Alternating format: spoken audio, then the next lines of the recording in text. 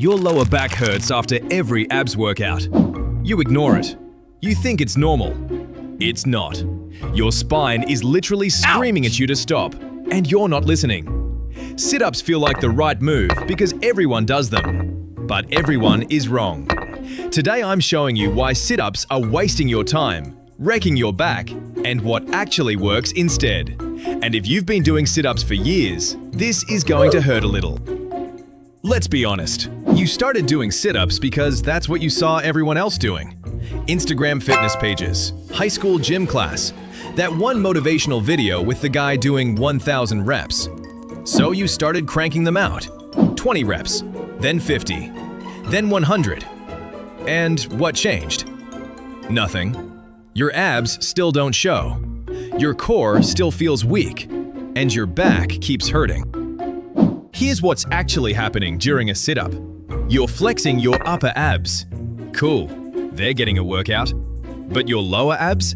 They're just hanging out, doing basically nothing. Your lower abs need your pelvis to tilt. They need your hips to move. In a standard sit-up, your feet are planted, your legs are bent. Your pelvis isn't really moving. So your lower abs are getting maybe 20% of the work they should be getting. You're doing hundreds of reps and only working half your core. That's problem number one.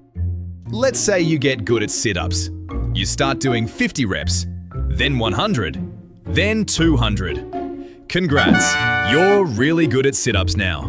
But are you stronger? No, you just have better endurance at a bad exercise. It's like getting really good at writing with your non-dominant hand. Sure, you improved at that specific thing, but why were you doing it in the first place? Unless you're training for a sit-up competition, there's nowhere to go. That's problem number two. But here's the big one. Every single rep you do, you're compressing your spine. You're grinding your discs over and over and over. Do this 100 times a workout, 3 times a week. That's 300 times per week. 1,200 times per month. 14,400 times per year. You're not going to feel it now. You're going to feel it in 5 years, when you can't bend over to tie your shoes without wincing. Or in 10 years, when your lower back is constantly tight. Or in 15 years, when you need physical therapy just to function. And you'll wonder what you did wrong. This is what you did wrong. There's a better way. It's called the Hollow Body Hold. One exercise, 3 massive advantages. First, it works your entire core at the same time. Upper abs, lower abs, both firing together, not taking turns like sit-ups. Actually working. Second, it progresses. You can make this harder in ways that actually scale with your strength. Beginners start one way, advanced athletes do it another. There's always a next level. Third, it's spine-friendly. It doesn't grind your discs into dust. Here's what happens. Your shoulder blades lift off the ground. Upper abs working. Legs extend.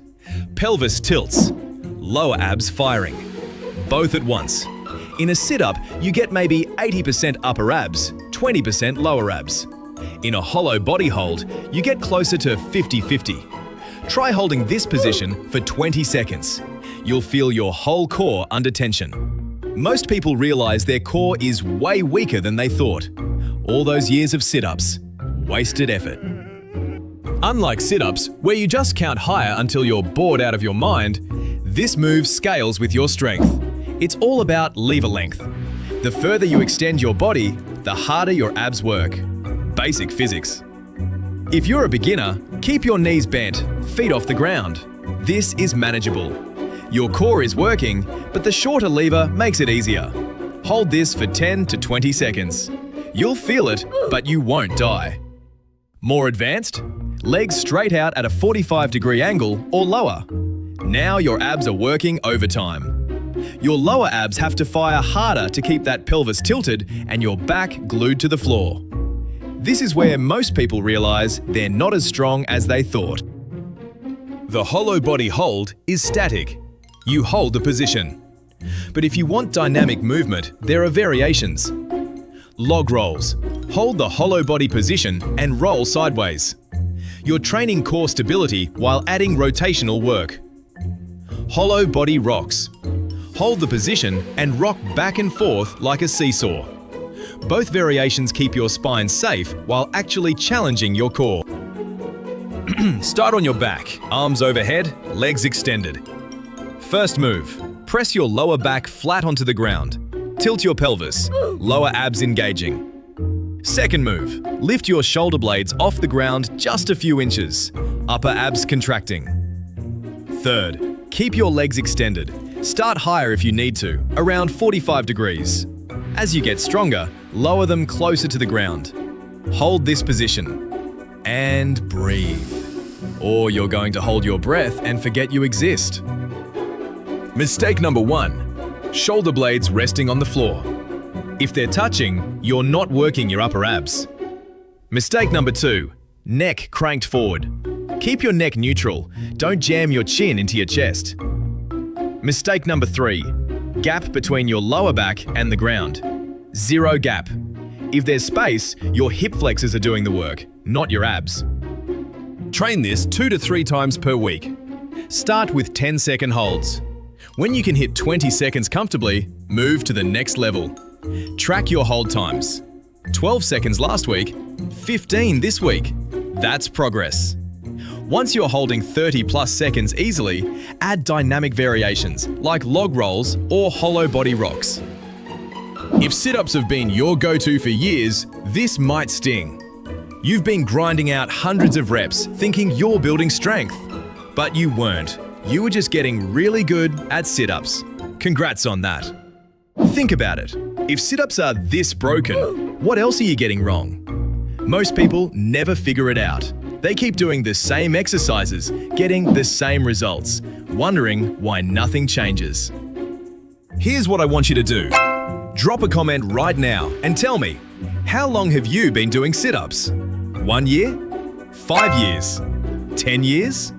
And be honest, has your core actually gotten stronger? Or are you just better at cranking out reps?